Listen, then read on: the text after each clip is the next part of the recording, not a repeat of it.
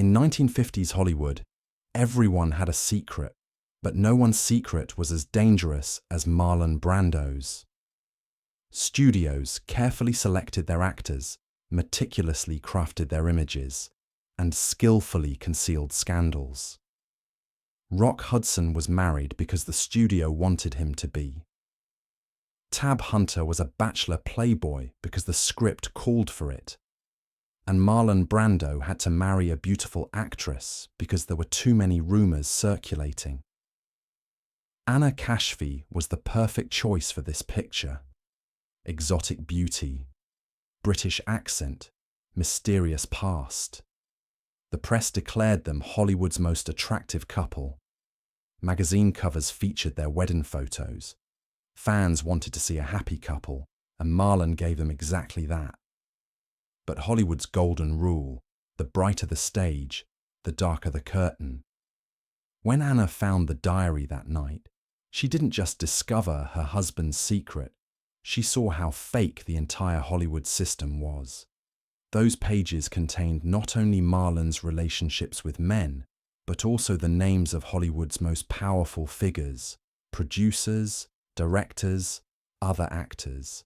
A network of sexuality, bodies traded for careers, secrets protected by the studios. Marlon had written at one point, "Hollywood is no different from a brothel. Only here everyone is for sale and no one admits it." As Anna read those lines, she understood that her marriage was not just a personal betrayal, but an industrial conspiracy.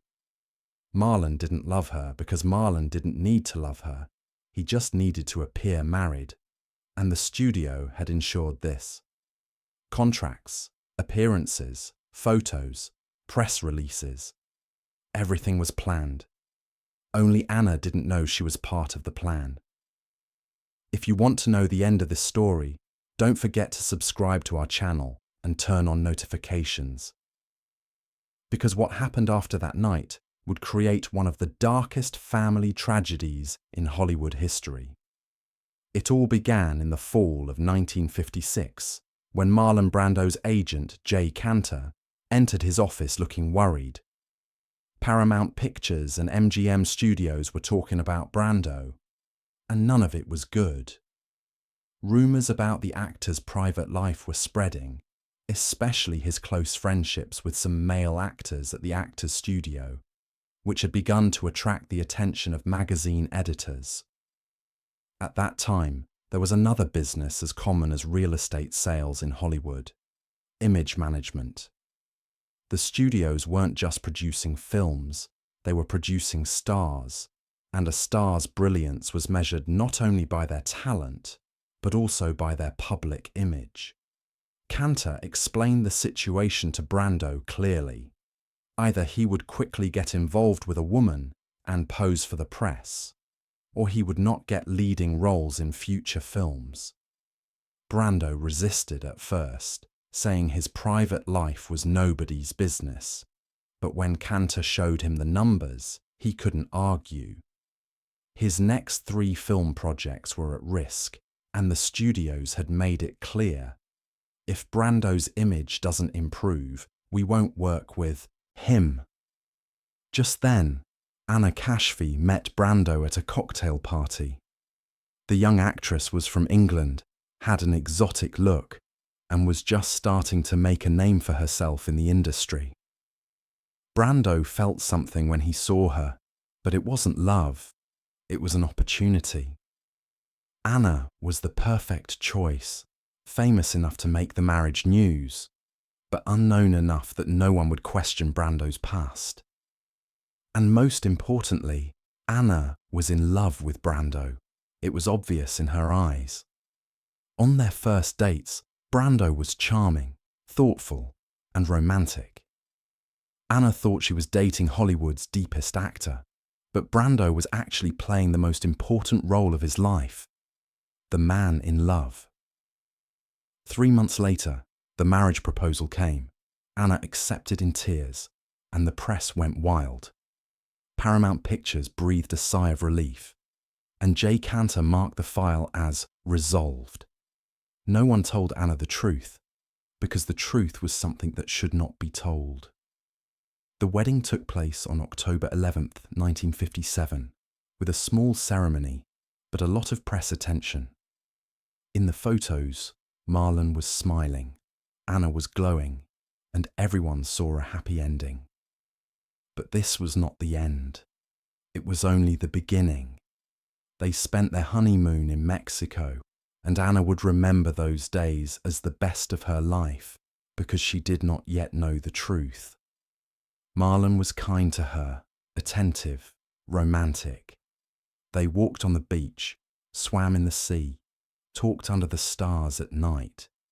Anna confessed her love to Marlon, and Marlon said, "I love you too." Were those words a lie, or did Marlon really feel that way at that moment? That would never be known, because Marlon Brando was such a good actor that sometimes he even believed his own lies. The first months of their marriage passed without incident, at least on the surface. Anna and Marlon rented a house on Mulholland Drive, and the press began calling them Hollywood's new royal couple. But Anna slowly began to notice strange things. Marlon came home very late at night, saying it was rehearsal, but what kind of rehearsal lasted until 3 in the morning? When the phone rang, Marlon would immediately go into another room, saying it was an agent. But why did he need to whisper? And the study, that always locked room, why was no one allowed in? At first, Anna didn't think much of it. Marlon was a famous actor. He needed his privacy. She could understand that. But one night in May, Marlon was asleep when the phone rang.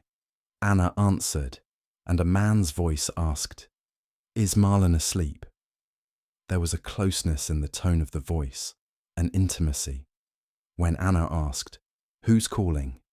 the phone hung up. The next morning, when she asked Marlon about it, the actor said, "It must have been a wrong number," and dropped the subject.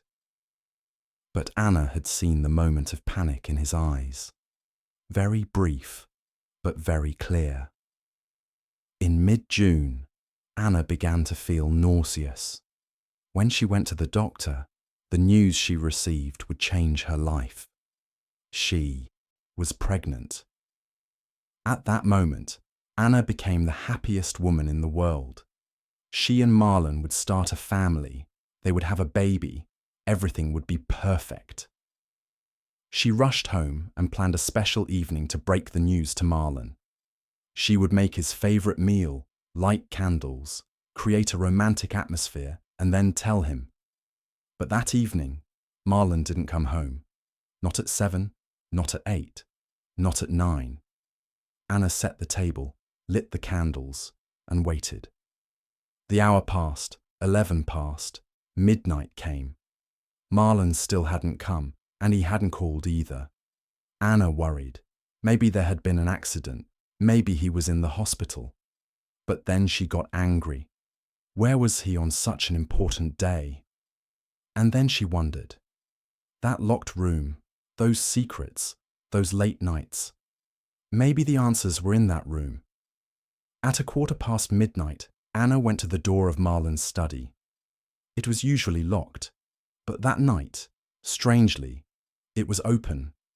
It was like a sign, like an invitation from fate.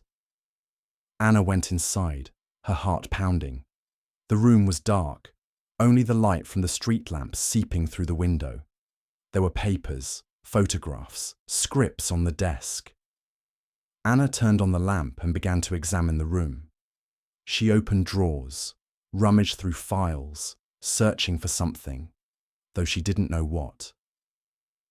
At the bottom of the third drawer, among old streetcar photographs, she found a brown, leather-bound notebook. There was no writing on the cover, just plain leather. Anna opened it and saw Marlon's handwriting on the first page and the date, 1950. It was a diary, Marlon's personal diary. Anna's instincts told her not to read it, that it was private, intimate, something that should not be touched. But a pregnant woman's curiosity was stronger than anything, and Anna began to read. The first pages were innocent. Role notes, character studies, emotional observations. Marlon had written about Stanley Kowalski, how he found the character's anger, how he used his own father's violence. Anna read this part and admired her husband's talent, how deeply he thought, how devotedly he worked. But then the page turned and the tone changed. 1951, a name, Jonathan. Marlon had written, "We talked with Jonathan until late at night, then we kissed. This must be wrong, right?" But it felt so right. Anna froze, rereading the lines. Jonathan, a kiss, wrong but right. What did this mean? Maybe it was just a character study. Maybe Marlon was writing for a script. But there were more names on the following pages.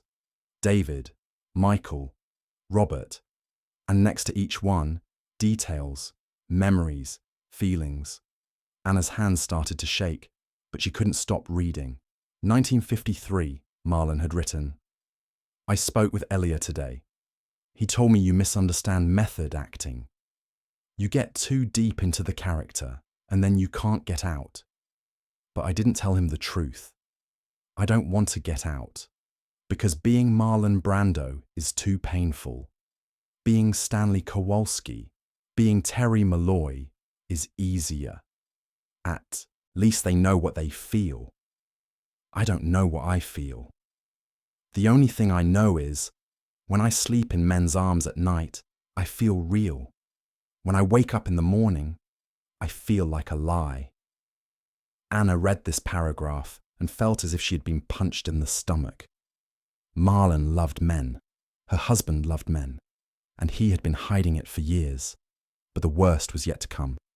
Anna continued turning the pages, 1955, 1956, 1957, and then she saw her own name, October 11th, 1957, their wedding day. Marlon had written, "Today I married Anna, a beautiful woman, kind, innocent. She loves me, I can see it in her eyes, but I don't love her. I don't love anyone because I don't even love myself."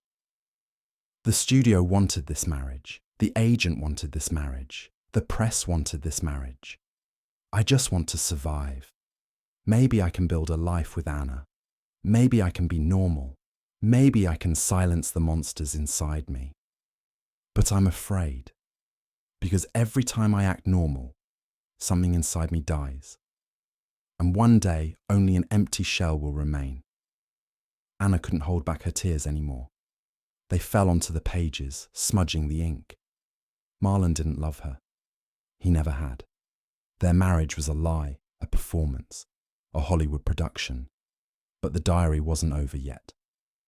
Anna trembled as she turned the pages and found the most painful part. The wedding night, October 11th, 1957. Marlon had written, "We're in the honeymoon suite.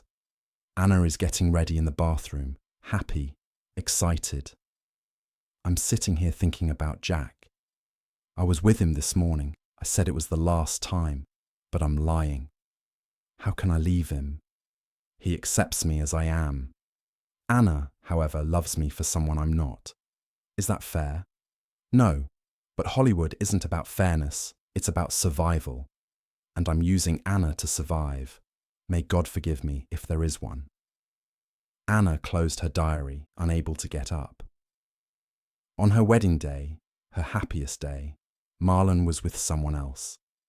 While she thought he would be her mother, he was in someone else's arms. Every kiss was a lie. Every word was a lie. Every moment was a lie. Anna put her hand on her belly and felt the baby. And in that moment she made a decision. This child would not grow up surrounded by lies. If Marlon had cheated on Anna, he would cheat on this baby too. If Marlon had lied to Anna, he would lie to this baby too. And Anna wouldn't allow that. Marlon came home at 4 a.m, quietly opened the door, didn't see the lights. When he entered the living room, he found Anna sitting on the couch, diary in her lap, suitcase beside her. The woman's eyes were bloodshot, but she wasn't crying anymore.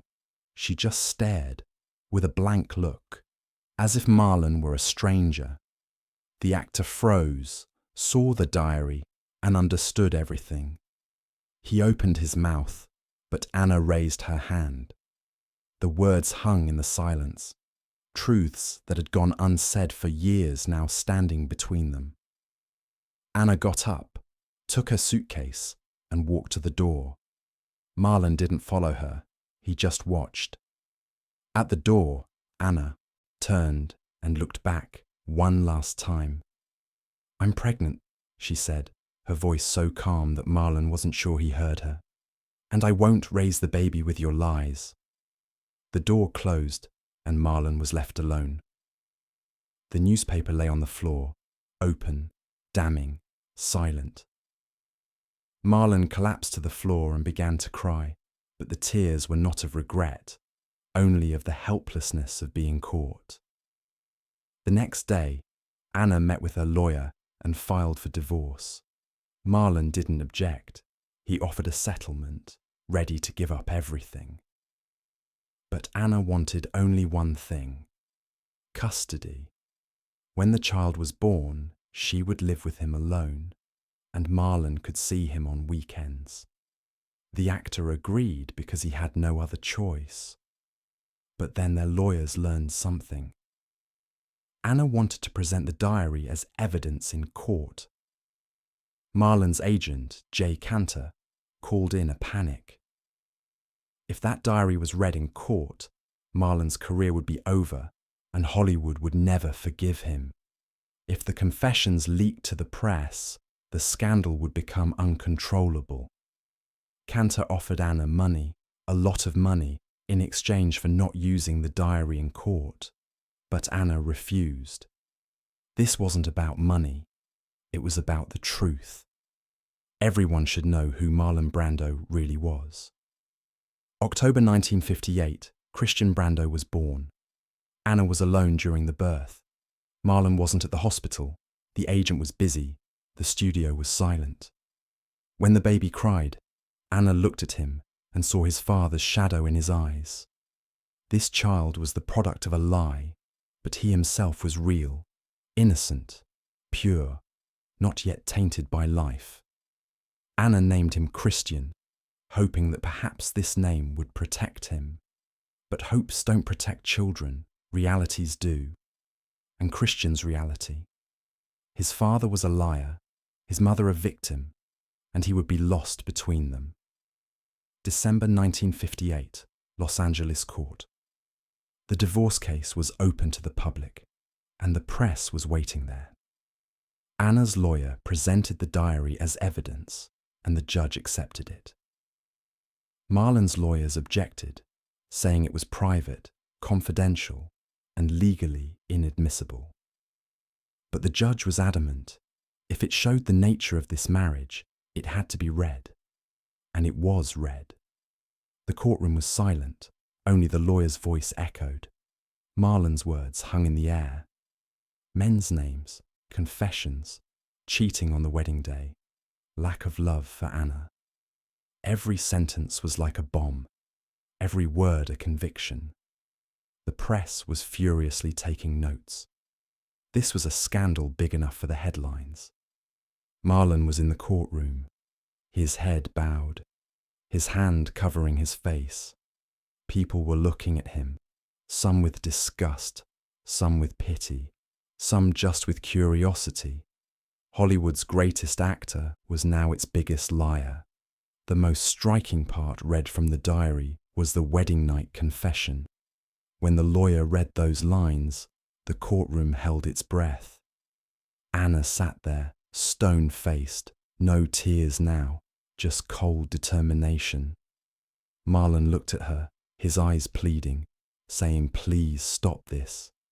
But Anna turned her head away, not even looking at him. The judge delivered the final verdict: custody to Anna, limited visitation rights to Marlon. And a note was added to the decision. Mr. Brando's lifestyle is deemed harmful to the child. That sentence was a death sentence for Marlon. Outside the courthouse, the press swarmed. Questions rained down. Flashes popped. Marlon said nothing, got in his car, and drove away.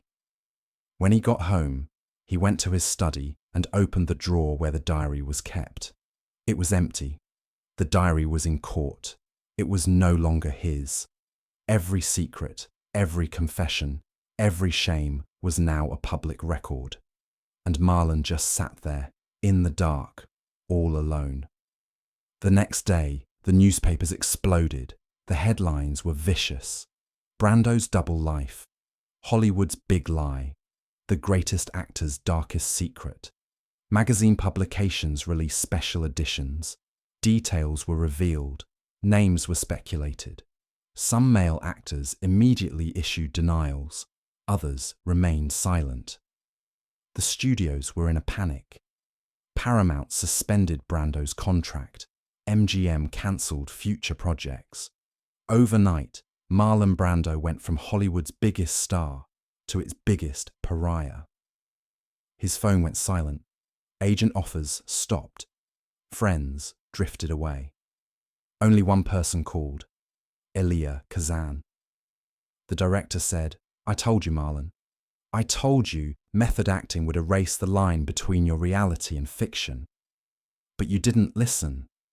Now you're not playing a character, nor are you living your own life. You're wandering around, lost somewhere in between." Marlon didn't respond.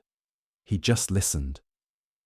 Kazan continued, "You have a child now. Maybe you can be real for him. Maybe Christian will save you." But Kazan was wrong. Christian would not save Marlon. On the contrary, Marlon's curse would destroy Christian. Christian Brando grew up as an unhappy child. He lived with his mother Anna, but he felt the anger inside her. His father saw Marlon on weekends, but he felt his father's absence every day. 2 homes, 2 parents, but no family. The children at school teased him. "Your father is a pervert. Your family are liars." Christian got into fights, got punished, was silenced. At home, Anna cried constantly, sometimes cursing Marlon, sometimes just staring silently. When Christian asked his mother why she was unhappy, Anna didn't answer. But one day, when Christian was 12, Anna told him the truth. "You need to know who your father is," she said. "You need to understand what lies we've built our lives on." And Christian read some lines from that diary. The prophecy her father had written before she was born. This child will be born cursed. When Christian read those words, something inside him broke. His father had cursed him before he was even born. He had never had a chance, never had any hope. Years passed, and Christian lost his way. He started using drugs at 16, went to prison at 18, and was addicted by 20. Anna was helpless. Marlon seemed uninterested. The actor was trying to rebuild his career at the time. He had returned with The Godfather, but he still had no relationship with his son. When he called Christian, he couldn't find anything to talk about. Silence filled the space between them. They were father and son, but they were strangers. In 1990, tragedy struck. Christian killed his half-sister, Cheyenne's boyfriend, at his father's Mulholland mansion. Christian testified in court and said something that broke Marlon's heart. The judge asked, "Why did you kill him?" Christian replied, "Because I am my father's son. Violence is genetic." The courtroom was silent. Marlon sat there, no longer a famous actor, just a failed father. Christian continued, "My father never taught me how to be loved because he didn't know how to be loved himself. That diary, the one my mother found, said my father didn't want me. How can I be wanted if I was never wanted?" The judge sentenced Christian to 10 years in prison. As Marlon left the courtroom, reporters asked him, "Are you sorry?" Marlon turned around, his eyes empty. Anna was right, he said. I was a bad husband, but I was an even worse father. And Christian is paying the price. Anna Kashfi kept that diary for years. She took it with her when she moved, and over time the pages yellowed, but the words were still legible. Sometimes she would open it at night and read, as if to remind herself, you weren't crazy. He really was a liar. When her friends asked her why she still kept it, Anna would say, because this is Christian's story, proof of how his father ruined him. One day, maybe he'll read it and understand. It wasn't your fault, it was his. Christian died in 2008, at 50, alone, unhappy. Marlon didn't go to his funeral because he himself had died in 2004. Anna was there, looking at her son for the last time. She placed the diary next to the coffin and wrote a note inside. Christian, you weren't cursed. You were the son of an unloved father. But I loved you. I always loved you. The diary was buried with Christian, the secrets covered by earth. Hollywood's golden age was long gone. The studio system collapsed, the old stars faded, a new era began. But that diary is still remembered. Film historians call it the Brando diary, the pages of a man who destroyed himself. When Anna Kashfi died in 2015, she was asked in her last interview, do you regret finding the diary? Anna shook her head. No, she said, because knowing the truth is always better than living a lie. Yes, it caused pain. Yes, my marriage ended. Yes, my son was hurt. But at least it was real. Marlon could never be real. He always lived as a character. And in the end, the characters destroyed the real people. Christian, me, himself. That diary wasn't just a confession, it was a prophecy. And prophecies always come true.